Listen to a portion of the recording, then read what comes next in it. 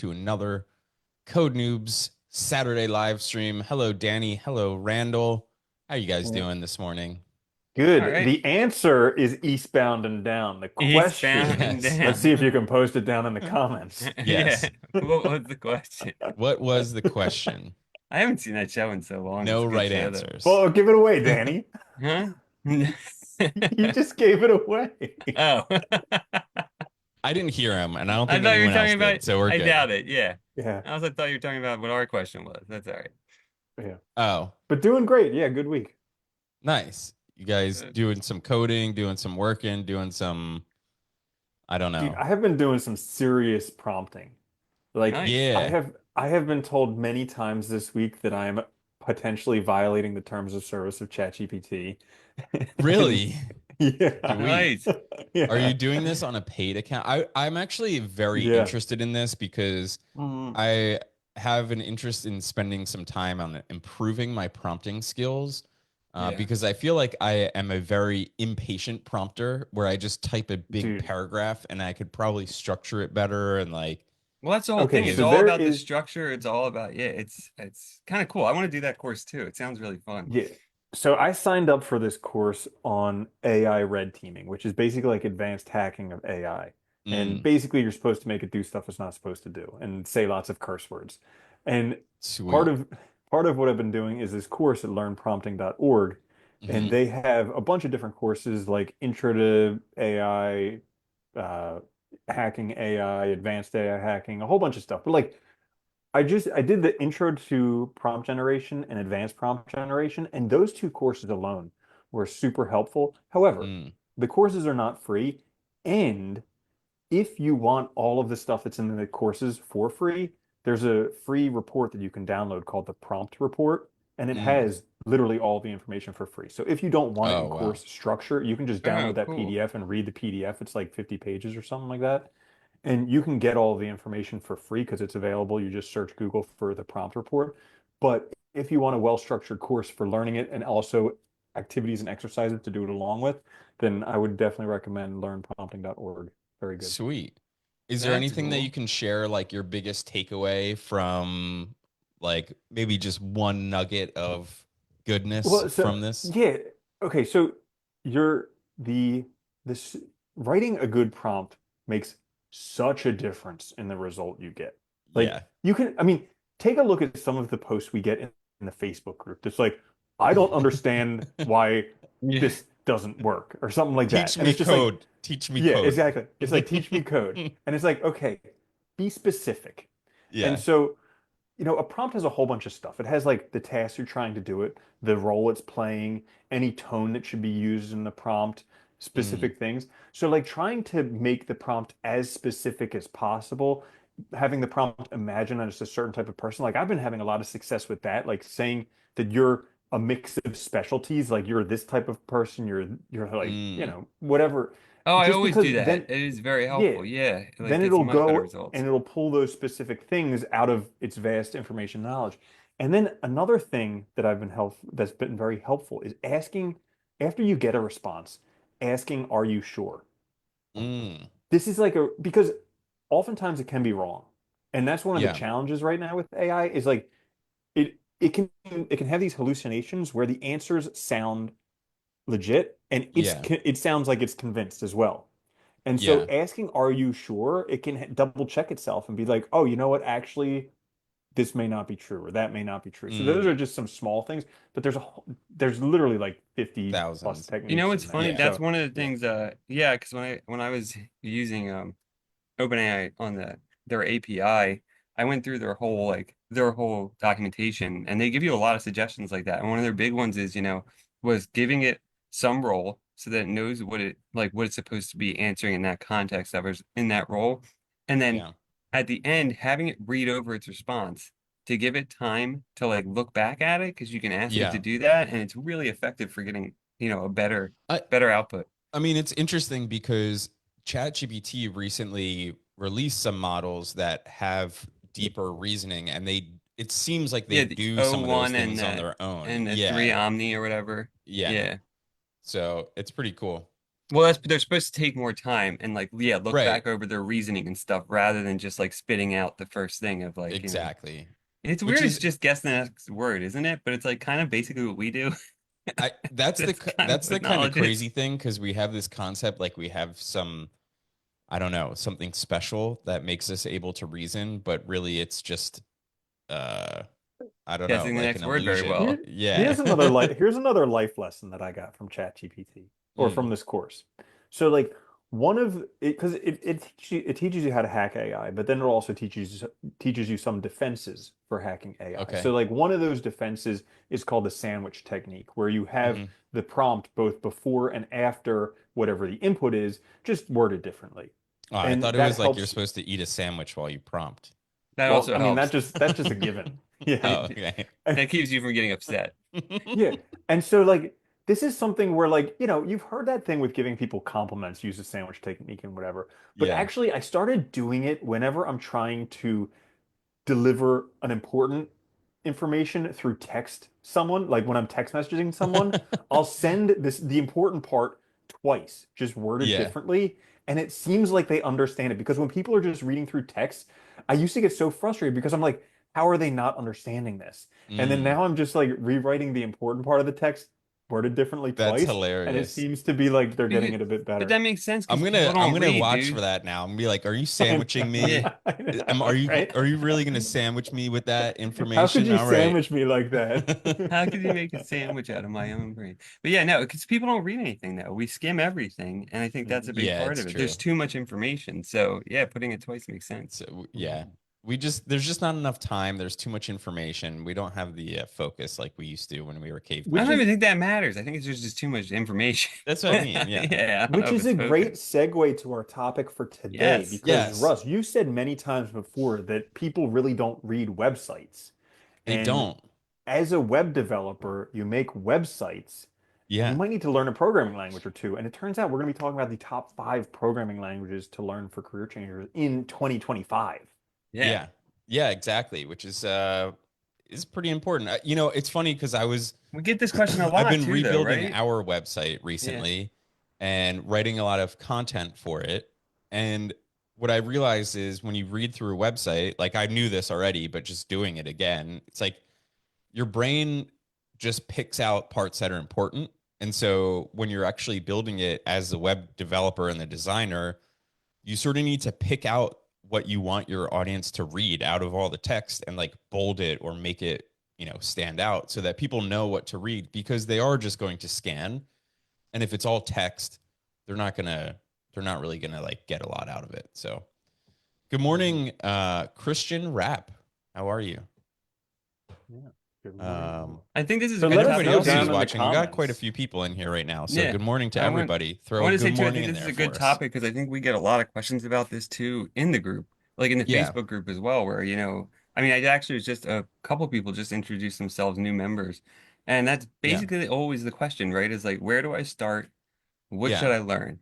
And what should I focus on? And I think this is a really good It- topic for It's today for that. I think it is a great topic and it does come up literally all the time. It came up for all three of us Yeah. too. And what I think is important to note is that everybody's answer is going to be different. The answer for all three of us out of the boot camp was actually completely different. Danny focused on Python, I focused on JavaScript, and Randall focused on I guess really C like and Bash. PHP. Yeah. Yeah. Yeah. Yeah, Bash, C, and PHP. Yeah. Yeah. Yeah. But actually, I wanted to comment on that because I think the common answer for what programming language should I learn in 2025 is actually the wrong answer. Mm. Hmm. So, HTML. no, it's not. So, like Oh, everybody who starts to learn programming learns Python because it's yeah. easy to read, Yeah. not because it's the most used language, No. not because it's the most practical for what they want to do, not because they enjoy it, just because it's easy to read. And I think that actually could be a problem because Do you know what's funny? You know why it's easy to read too is because Python's tart was targeted initially at like researchers Mhm. for data and stuff. So they wanted something very easy to read, which makes because sense, people in right? academia, the brain Yeah. level is so low, It's so they low. needed Well, something no, they it's could because understand. a big part of it was these researchers, they weren't getting trained in how to use the language. They need something easy to learn too. That was the idea. So they could do Yeah. their like, and like they were putting together programs that weren't really good, but they were just doing what they needed to do. It was like, really just like throwing things together kind of approach. Yeah. And I think that's why Python's really easy to learn. But like you said, I think it's not right for everyone. It isn't. It's great. Like if you want to do back end data science, it's awesome. If you're in research, great. But it really doesn't make sense if you're going to do like web development. Yeah. Yeah, so I actually, oh, go I ahead, was Rob. just gonna say good morning to Bryce, Brandy, and Richard in the Oh, comments. talking about Python. Yeah. Talking about Python. Good morning, everybody. Somebody's ears were burning. Anyway, Anyway, But he has a good so reason I though, because he is wait, let doing Randall it. talk. Let Yeah, go Randall ahead, go talk. ahead, go ahead. I interrupted him. I feel sorry. bad. I forgot. So okay, so I thought it would be important because most people they don't, I mean, they may like to become a developer because it sounds cooler because they're interested in it, but I would guess that the majority of people, and we've polled people before, like Yeah. money and freedom are the two biggest factors for Yeah. people changing into programming because they think they're going to earn more money and they think they're going to get job and location and time freedom, all that fun stuff.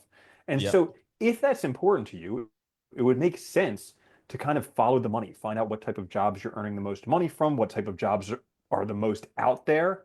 And Yeah. so I did a nice poll of ChatGPT and I asked, out of all of the job postings you can find, what are the most common programming languages that would be found? And it turns out that number one is JavaScript. Mhm. 31% of job I'm postings. not One out really of three. surprised on that Yeah, one. I'm not But either. that's one out of three jobs out there.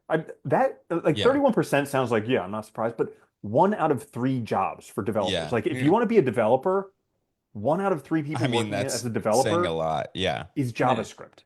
That's Yeah. insane. That's Yeah. huge. And so number two, no surprise, is Python, which is Yeah. 20%. But that's one Yeah. out of five people. So it's still significantly less, which means so 20% are Python, 31% are JavaScript. That means there's 50% more jobs as a yeah. JavaScript developer than as a Python developer. So Yeah. it may be easier to learn Python, but you're 50% more likely to find a job as a JavaScript developer, which I thought was very interesting. Yeah. And then the rest of the languages, so of the top five, uh, JavaScript was one at 31%, Python was two at 20%, Java is number three at 18%, so right around Python. C Sharp is at 12%, number four, and PHP is number five at 10%. Okay, that And makes sense. PHP, I bet, is a lot of like legacy stuff too that's been already built. Yeah. yeah, Yeah, and so interestingly enough, those five languages right there, JavaScript, Python, Java, C Sharp, and PHP, that accounts for 91% of jobs. That's crazy. Nine out of 10 jobs. Yeah. So if you're learning a language other than that, it could be said that you're doing yourself a disservice. Now, yeah, Yeah. some people argue, well, if there's less people, then you have a better chance of getting a job. And I take my foot out of my mouth because that's how I got my first job as a developer. Yeah. I graduated when C++ and Java were popular, and I had to learn Fortran because a professor I was working with only coded in Fortran. And so when I graduated, I was the only person who knew Fortran, and because of that, I got a job coding Fortran, which I Yeah. hated. But I, yeah, well, no, but that no, happened, right? That was like with the IRS during COVID. Remember, they were looking for COBOL developers mhm, because yeah. New Jersey was panicking, and it's like, yeah, if you happen to know that, great. mhm.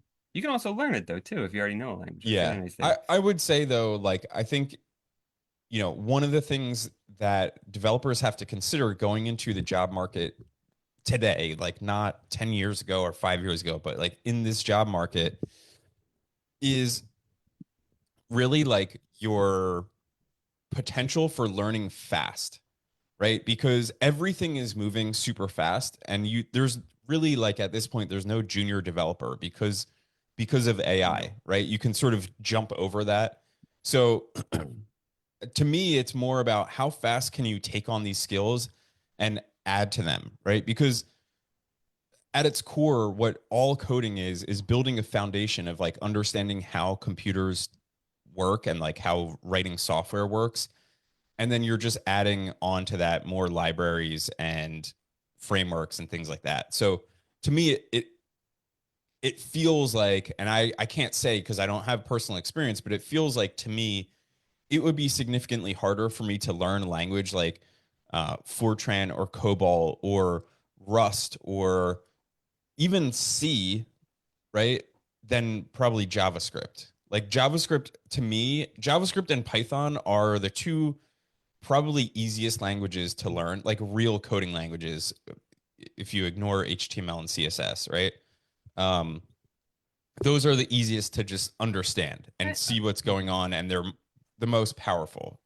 I would I say don't, too, though, but at yeah, this point, though, with what you know, and you now that like, because you're at the point now where you like the broader concepts, you understand how things work together, that I think picking right. up something else would be relatively easy, though. You'd have to That's commit what to I'm it and you'd saying have to because want I to, but like have that's, you the know, experience. But if I yeah. was to just go in from like completely knowing nothing and then trying to learn Rust or C, Oh, I yeah. feel like that would be significantly harder than trying to learn JavaScript or Python. Do you guys Yes. Yeah, agree with but So, that's that? yeah, what that's what I people Yeah. agree. did for a long time, though. Not Yeah. Rust, but Well, but C. that's I my mean, that's point is like, I started with C++, which is not a big step up from C, and it sucked.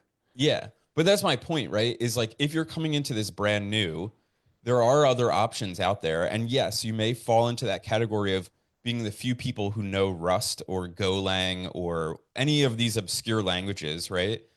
But it's going to take you significantly longer to get good at it to the point where you can actually be hired because let's face it, like somebody's not going to hire you to be a whatever Rust developer after you read one book and create zero projects. You get what I'm Have you, saying? yeah, yeah, no, I agree with you. Like, you know, you need to actually do stuff and create projects beyond the world. Have you guys been reading the comments? Because a couple good ones. So, like, No, first of all, I wanted to point out Christian Raff's comment. He says it's very interesting. I have a friend who's a bit older and he's exclusively works with PHP, doesn't know anything about OOP languages, says JavaScript is very insecure. That's what everyone says when they only know one language. what it like I don't understand how a language as a whole can be I insecure. I think it's mean, probably because like more people do work in JavaScript, so you have more opportunity. I mean, that's also part of it, right? And like I I think guess PHP developers, because It's there's more it's not validation necessarily on front it's end. not necessarily insecure. It's just not typed. Yeah, that's all it yeah. is. And you have Well, that's Yeah. TypeScript. different. So, Yeah. oh, Yeah. interesting story. Interesting story. So Java was essentially created to be a hack-proof language. And what they How'd found that go out for is, it? yeah, not good because it's so prolific across so many systems that they're actually some of the most exploits in Java. So Yeah. it's pretty much impossible to create a hack-proof or a Yeah. unhackable system. Because if It's you can just make it, how, somebody can figure out a way in. That's, I mean, that's yep. right. And you have to, you're relying on developers to also create these things. I also wanted to point out, Interestingly enough, did you hear about the British government wanting a backdoor into some Apple products? Like it just Those boggles Brits my and their mind. back doors, they yeah, always I want know, back yeah, doors. I that's know. all they ever want. It just boggles my mind how politicians have no idea of technology, thinking that like if for some reason they have a backdoor, nobody else will have Yeah. it. Like Yeah. it will be the only ones that have access to it. I also want to point out It's Roman Adams said that like, he's like that's probably why JavaScript is god awful boring to learn. Boring jobs make the money. And I think, Yeah. you I know, wa- I'm I wanted actually to, curious about this. Like, I'm yeah, curious why? what is awfully boring about learning JavaScript because it I, seems like the same as learning you any have other to learn language data to me. structures. You yeah, have to I mean, learn, yeah, look, there's But only like everything else. that's coding. So if you think that's all boring, I mean, you maybe might you're find not coding in the right boring. spot. I don't I will know. say like Yeah. when you first start out learning languages, it can definitely feel like a slog at first because it is a lot of just like you're just Yeah, it's learning true. how things go together and how the logic works. But Yeah. once you figure that out, I mean, I don't know. I found it very exciting kind of from the get-go myself I with all think the you have to languages I've get to learned. like for JavaScript, I think you have to get to a moment of like sort of like breakthrough magic where you see something like get pulled from a database Or or you just realize see all the something things you like can In do with it. any yeah, Like, like language, you have to get to that yeah, breakthrough yeah. moment. you Like I do. remember we did this in one of our coding sessions inside the incubator. One of our students, Randall, I don't know if he's in here right now, but he had to do this like summer. He's a school teacher and he had to do continuing education and like watch these Videos. stupid videos, right? Yeah. So like we were like, dude, you're a software developer now. Like now the computers are, for lack of better words, your bitch. Like make them your bitch. So Yeah, they're an open we box, opened right? up, yeah, like we opened up the console and just found like the selector for the button Find the that, back door. yeah, we found the back door basically, and Yeah. we ravaged that back door. And so then he didn't really have to do the videos anymore. It just automatically like press the button to continue to the next video. So he just got to sit and play video games Yeah. as Mhm. the work got done for him. So To Christian's point too, I think that is true. I think it's not that any language is inherently more insecure than others. It's the people that are developing it.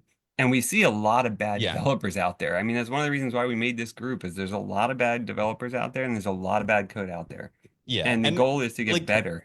I mean, the idea, like, understandably too, all code just will eventually just degrade kind of to shit because people are going to find exploits. And like, Yeah. unless you're maintaining every single piece of code all the time, Mhm. it, there's going Also, to be if exploits, you have the most right? popular Almost, language, you have the most people coding in it, which means you have the most opportunities for people that are bad at coding to be involved in so it, which is Yeah. here's the interesting Hmm. thing. A majority of exploits are already on patched code. People just haven't updated. So Yeah. it's yeah. they've already found the exploit. It's not a 0 day. It's not unknown. It's just something that hasn't been maintained by the person using it. And because of that, they're able to exploit it. Yeah. That makes tons of sense too, right? It does. Because Yeah. it's there's more work in involved in maintaining software than there is in actually writing software. Because once you write it, you're like, Well, then cool, you're hands relying on the off. users, like Randall's Yeah. point, you're relying on the users, right, to actually also do something on their end, namely make an update and stuff. And that's, yeah. Yeah. All right. Especially if So it's we're a getting off Microsoft topic. So product. I wanted Yeah. to add another Yeah. point. So another factor, like we talked about jobs, how there's Yeah. 50% more jobs for JavaScript than there is for Python. But another big factor for people is money because let's Hmm. face it, everybody's becoming a developer because they want to earn more money. So clearly you're going to go after the jobs that That make the pay the most. most. Yeah. So there's two, I'm gonna list it two different ways because I think it's kind of important to look at it this way. Okay. Sandwich it. So I took a look at some of the yeah, exactly, sandwich it. So I took a look at some of the top languages out there that we mentioned before, plus a few other ones that were roughly around 5 to 8% of the job market. And Okay. so of those, the highest paying is C and C++ plus plus for an entry level salary. Okay. Entry level salary, 132,000 per year. Following right behind that, and it should be mentioned that C and C++ only had a 8% of job postings. Okay. All right, so not that much. The next is Ruby at 131,000, and Ruby only had 4% of job postings. The scarcity, right? Yeah. Yeah. Right. Yeah. So after that is Go, 125,000 per year, and that Go only had 2% of the job postings. Yeah. So So not then a lot. we come then, so those are the top three. And but all of those had less than 10% of the job postings. That's in that like 10% that's left. So the next is Python, $124,000 per year. And this could be part of the reason why people are interested in Python because of the top Yeah. 5 languages that we listed, Python is the highest paying entry level salary if you can get one of those jobs at $124,000.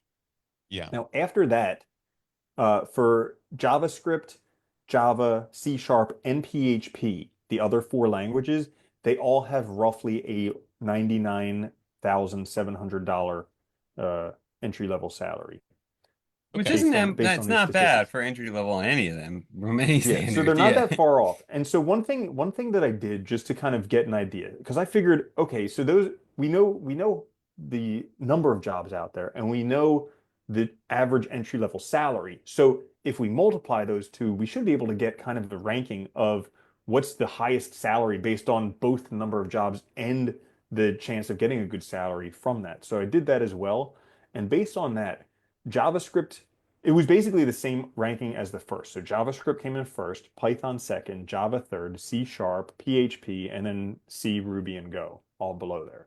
So Yeah. it didn't really change the rankings in terms of job prevalence, just because JavaScript was so highly outranking all the other languages. Yeah. When you have that many more Interesting. opportunities, it doesn't really matter. Yeah. And you're talking about entry level too. And I think the other thing to keep in mind is that if you put in the time to make good projects and become a good developer, you can also demand more once you're in there too, because you'll Yeah. be worth more. You can I do think more and show that. Yeah, I think that's a great point. And to me, it's very important to think about the longevity of your career too, and how people will approach you from an employee, like an employee position. Because, like, for me, it just and again, I think a lot of this is just sort of personal preference. And I don't think we're trying to say, like, you have to learn JavaScript first or Python first or any of these. Like, you get to choose. That's part of the awesome part about learning this stuff is that you get to choose what you're focused on. And to me, that's a very important factor, is like what interests you the most. Because if you hate JavaScript, if it's brutal, and but Python like just makes sense to you and feels better, do that, because it Actually, just, Well, you're gonna actually, that's learn tell your faster. story wonder- about Java versus JavaScript, Russ. My story about Java. Yeah, because you quit because of Java. Oh And then yeah. JavaScript, you've become a master.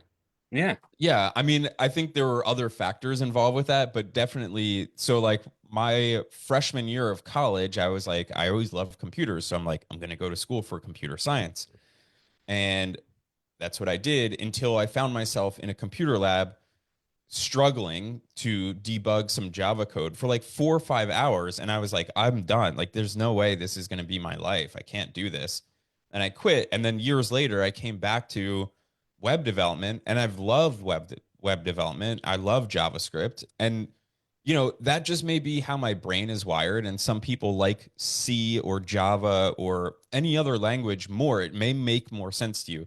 To me, JavaScript makes a lot of sense for a couple of reasons. Number one, it's the foundation of the web. Like, you can literally write an entire website only in JavaScript without Yeah. HTML or CSS. You can literally create a website in pure JavaScript. So that's number one, is like understanding the web means you have to understand JavaScript, right? You can write websites in other languages, but it all gets compiled back into HTML, CSS, and JavaScript. So you might as well understand that first. And most things are built for the web now too. So another reason why it makes more sense. The second thing for me is that Python is so similar to JavaScript. Like, it's nearly one to one. There's like a few syntax rules that are different, and like methods and things like that. But ultimately, it's very similar in structure, even in like like The only language. difference Well, is actually- curly braces and Yeah. semicolons. Yeah, I wanted to say, like, Yeah. because I learned Python first, and part of my reasoning was like when we first started this, like I was coming from a background in academia, and I read a lot, so like Python, just the Yeah. look of it was easier Yeah. for me to follow initially. I learned it very well, very quickly, and I got pretty skilled in it. But then when I moved over to JavaScript, it took no time to learn. That's It was my like point, super right? easy Is because like, like you already know all of the stuff. once You you knew all the learn one or concepts. the other, Yeah. learning the other one, like if you know JavaScript, learning Python is significantly easier. And if you understand Python, learning JavaScript is significantly easier. I feel like it's probably the same, honestly. Like, the amount of time to learn in Yeah. either direction is probably the same, but But it's yeah, also like knowing it's one also your means you can learn goals. the other Like quicker. looking back, like if you're really interested in big data or like research, Yeah. definitely learn Python because that's going to be the one you're going to have more packages geared to that. That's the other thing, right? Whereas Yeah. JavaScript, you have more packages geared towards stuff like web apps and manipulating like APIs, things like that. So it just depends on what you're working into and what you want to do. Yeah. Yeah. Brandon So Lapointe I said, thought oh, I'm sorry. I just want to say, he said those semicolons and curly braces were impossible to find in the mid 2000s. And yeah, I agree. Yeah. Like, that was the other thing, is that now we have so many of these other tools. Like VS Code has all these extensions that can find missing semicolons and things like that. ChatGPT for crying out loud. Exactly, Yeah, right? Like, exactly. It makes it's it so just, much easier to learn everything. yeah. Mhm. The bar Sorry. for So entry has what were gotten you a gonna lot say? lower, I think, in Yeah. this. At least for getting started, it's gotten a lot lower. Yeah. So I thought it might also be helpful because we mentioned the top 5 languages that account for 90% of jobs out there. So I thought it might be helpful to kind of list the type of individuals who would be best suited for those and maybe some job titles, because that way, like once you can kind of envision yourself as a type of person and a job title, it makes it a lot easier to understand what type of language might be of interest to you. And then you can just go there. Yeah. Because like we mentioned, it really doesn't matter what language. You just want to learn it in depth and become really good at it. So Yeah. yeah, so JavaScript is best for individuals interested in front end and back end web development. Love me People some who want to backend. build people who want dynamic and interactive web interfaces.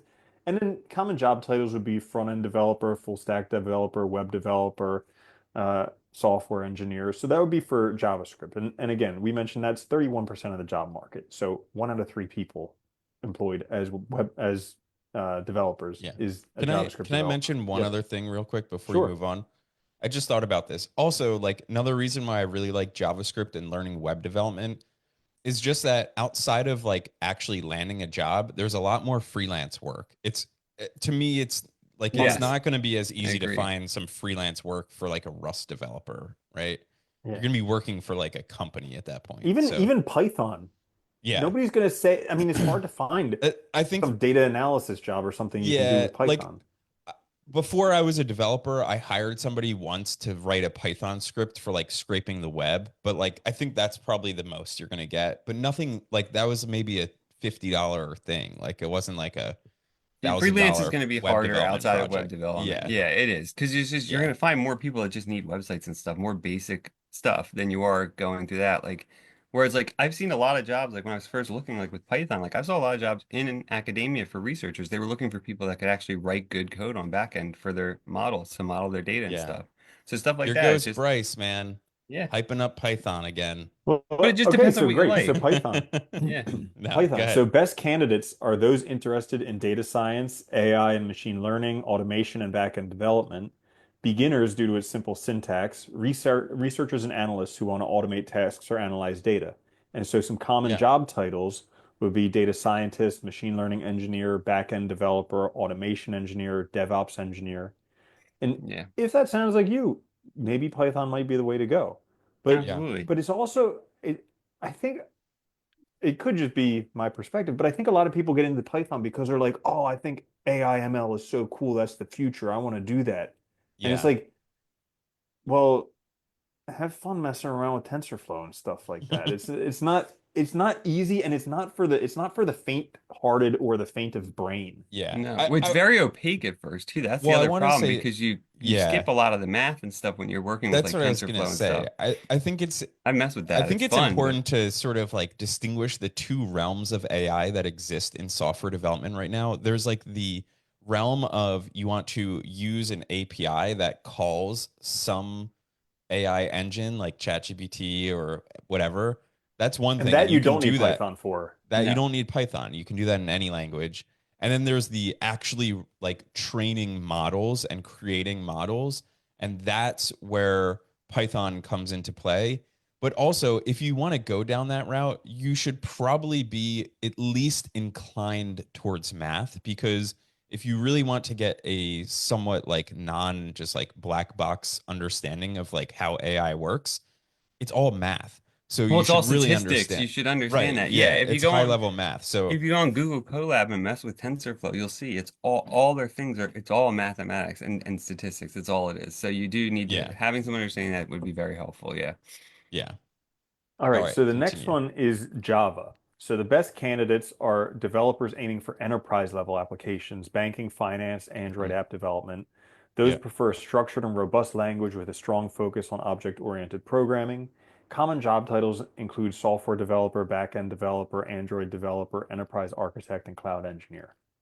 And so uh, Java is one of those languages where they thought it was where it's pretty much platform agnostic. It doesn't matter what platform it'll run on it because of the Java developer kit. And so, or the runtime environment. And so, uh, because of that, a lot of enterprise, like big companies, use Java. It's a very robust language. It's been Mhm. around for a long time. And so a lot of big companies want people who will develop in Java. But again, this is not a language that you're going to get work for Like unless you find a job freelance. with one of those Yeah. companies. Yeah. And And this remember one, that this this one is a also was hard catch 18% of 20. jobs. Yeah. Just remember too that there is a catch 22 now with like getting a job in software development. There used to be a time when you could just get some certificate and get hired, but now a lot of companies want to see you build something or have some experience, like real world experience before that. And it becomes harder with some of these other languages. It's not impossible, obviously. You could create like your own, Java software, but just not as easy to get like real world freelance work and then get yourself into a job, right? It's you'd have Yeah. to probably go the route of getting an internship somewhere and building working your way up that way. I would also add too that the people that you actually see who are able to do any type of freelance with that stuff tend to be very high level, where they're Yeah. so good that they can do companies are willing to hire them on as consultants for stuff and Yeah. come in and fix problems and stuff. So that's not the kind of stuff where you're going to see lower level individuals doing. It's going to be very high level, very experienced software developers doing that. Yeah. Mhm. All right, so the next one is PHP. And so the best candidates are web developers who want to work on back-end systems and websites, especially CMS platforms like WordPress or Joomla. Freelancers and startup founders focusing on small to medium-sized web applications. Common titles would be PHP developer, back-end developer, web developer, full stack developer, and WordPress developer. And this is 10% of jobs for PHP. Yeah. Now, PHP is one where in learning hacking, I've had to teach myself a lot of PHP because in order to break a lot of the legacy systems, you have to be able to read what they're coded in and then figure out ways around that. And so that's something that, uh, and I've met some PHP developers in my time, and they're basically people who learned to code in PHP like 20 years ago and have never bothered to learn anything else. And Yeah. because they're the only people who bothered to learn PHP, they get the PHP jobs. Yeah. This is something where you still I can mean, learn it and still can find jobs, but I would, and while there are frameworks for PHP like Laravel, a much more updated web framework would be something like Next or Yeah. Angular or Vue or yeah. something like that, where there's a Well, I was lot more gonna say like documentation, a lot more developers. most of what you would do with PHP is going to be working on like very legacy websites or WordPress. And Yeah. that's it. Like WordPress is going to be probably 99% of jobs because it's the only, I mean, WordPress, I think still accounts for something like 40 or A large 50% of the majority. web. Yeah. Yeah. I Yeah. think even more than that. I think it was like 70 the last time I heard, something like Yeah. that. But like you, again, like you're constrained to just like building WordPress themes. Like that's pretty much what you're doing if you're working in WordPress with PHP. I wanted to, let me just touch on Bryce's comment because he made a good point, which he said, I know many people are looking for jobs for front-end development with a boot camp certificate and have been looking for 6 months. It's not easy to find. And I Yeah. agree. I think it's not, I think people have this misconception that you go get a certificate, you get a job. It's not the case anymore. You need to build, you need to show your skills. You need to Yeah. prove that you're able to do what you're able to do. And that's why I think we're talking about like if you're into web development, getting into JavaScript, getting in these frameworks will be a helpful way to get freelance work to then show that you can do these things ahead of time or Yeah. and going outside the box is helpful. I would Some of definitely these recommend. some of these things I think people I don't want to go too over because we're sort of at time Yeah. here, but Oh yeah. like I think when people go to apply for jobs, they especially in software development nowadays, they do a lot of this like spray and pray technique where they're like, "Oh, I'm just going to apply to like every single thing on LinkedIn." And it's And troublesome list and for list every software I've ever heard of as a yeah. Yeah. skill. And Yeah. one of the reasons why, like, I think you're 100% right, Bryce, is that you can't go to a boot camp, get a certificate, and then get a job in front end development. I mean, it's possible, but there's a number of reasons why that doesn't work. Number one is front end, like, just a front end developer is basically the lowest level you can get. And then a junior front end developer is the lowest level of the lowest level. A junior front end developer is basically at this point ChatGPT. Like Yeah. literally, like ChatGPT can do pretty much anything that a junior front end developer could do. So why on And earth would you ChatGPT can do it a hire? lot faster and Yeah, Yeah. cheaper. Yeah. exactly. So You why only on have to earth, pay it if you 20 were a bucks a business month. owner, would you do that? Right. Instead, it makes more sense to hire a more skilled full stack developer who knows how to use AI and if you were to go down that route and try to find a front end development job, you better have a kick-ass portfolio that can show you can make Yeah. amazing looking websites. Because if you're just going there showing like, hey, I can make what looks like, a generic website that you could get from a Squarespace theme or something like that, it's not going to impress anybody. And Remember like, our HTML instructor? Our yeah, like exactly, website. Oh my God. it's like we had an instructor in our boot camp who like could barely write HTML, and this was the instructor, right? Yeah. And so you have to really be able to show nowadays that you are worth your weight in gold, especially if you want a lower end development job, right? And this is why, like in our program and what we talk about a lot is your your best bet as a junior developer is not working for a company necessarily. It's doing some freelance work first and then working for a company because that way you can show like I can actually build something and people are using what I build. because then a company's a lot more likely to hire you. And And then you again, get like, also an understanding of the full picture, and right. And you understand the broader concept. So when you are hired on, these things won't be, opaque to you. You'll be able to work with people, you'll be able to communicate more effectively too. And that's the other side of it, I think. yeah, exactly. And like being a full stack developer just, opens you up to more opportunity, more Oh money, yeah. all these things. So anyway, Okay, so with that, we're to at, finish it out, yeah, go wait, ahead. okay, I'll be real fast about this one. Yeah, Okay. yeah. So we mentioned the top five that account for 90% of the jobs. The last one is C sharp, which I think is important for a couple of reasons, because the best candidates would be people interested in game development via Unity, Yeah. enterprise software, or Windows applications. So if your passion is game development or Windows, C sharp Then, might be the language for you. yeah. Yeah. Or for engineers who want to work within Microsoft's ecosystem, Azure, etc. Common job titles would be game developer, software engineer, application developer, cloud solutions developer, and DevOps engineer. The one Yeah. caveat that I would have to this is I've been reading the Eloquent JavaScript for our YouTube channel. You should Mhm. check it out. I'm reading through the whole book, so you basically have an audiobook Really of nice. Eloquent JavaScript 4th edition for free. Well, one of the chapters, we build a game in JavaScript. And he Yeah. talks about game development is not a career that he would wish on anyone. The Mhm. reason why is because there's way more people who want to do it than there's actually Mhm. demand for jobs, which Yeah. means they pay you next to nothing and work you for grueling hours. Yeah. And he Yeah. compares it to kind of the music industry or the movie industry, where again, there's way more people who want to do it than there's actually jobs. And because of that, you're And you just a get a very low-paid few intern people Earns who a are lot of someone very, in the cents. back very much on office. top, right? You get like your Yeah. stars, Mhm. you get your top creatives or whatever, and then everybody else is screwed. And it makes Yeah. nothing.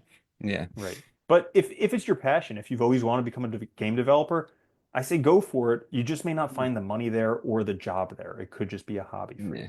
Yeah. Nice. Very cool. Well, All right. thank you for hanging out for this episode, everybody. That was a really fun one. I think a Yeah, lot it of was a good good one. information there. Thank you, Randall, for doing the research on this one. Thank you, ChatGPT, for doing the research on this one. Yeah. Hey, And you prompting, you baby. did it. Good You did prompt. the prompt. Yeah. I mean, You came come up with a on. really Give good yourself prompt for some that. credit. Yeah. Anyway, thank you all for tuning in. If you are interested in becoming part of our web dev incubator, which is our sort of like inner circle community where we coach students on web development or really any development, we have Bryce in the group who loves Python. So if you love Python, you can join Bryce. But we focus mainly on web development and advancing your career, helping you get job ready or at least ready to freelance and get some work on your own. If that's something you're looking for, if you need a community, if you've been sort of learning on your own or going through this process on your own and you just want support, motivation, accountability, we got that for you inside the Web Dev Incubator. And I'm going to reveal a little secret. Next week, we are launching on a new platform. And so we're going to be offering some special one-time pricing that you're never going to see again. So what I want you to do is basically, if you are interested in the Web Dev Incubator, if you're interested in joining, go ahead and make a post inside the group and just say, hey, I'm interested in joining the Web Dev Incubator. And I will make sure to tag you when we announce the pricing and let everybody in next week. But keep an eye out because it's going to be your one opportunity to get in at the best pricing we're basically offering this year. So if that is what you're interested in, just make a comment inside the group and say, hey, I'm interested in joining the Web Dev Incubator, and we'll be sure to reach out to you. Otherwise, just keep your eyes peeled inside of the group because you'll see lots of posts next week all about how to join that. Otherwise, if you are inside the Web Dev Incubator, we will see you in about 15 or so minutes. It is a game changer, as Bryce said. Absolutely. Best thing you can do for yourself as a developer. So if you're interested, let us know. We'll be happy to, get you inside the group. But yeah, thank you guys for hanging out today.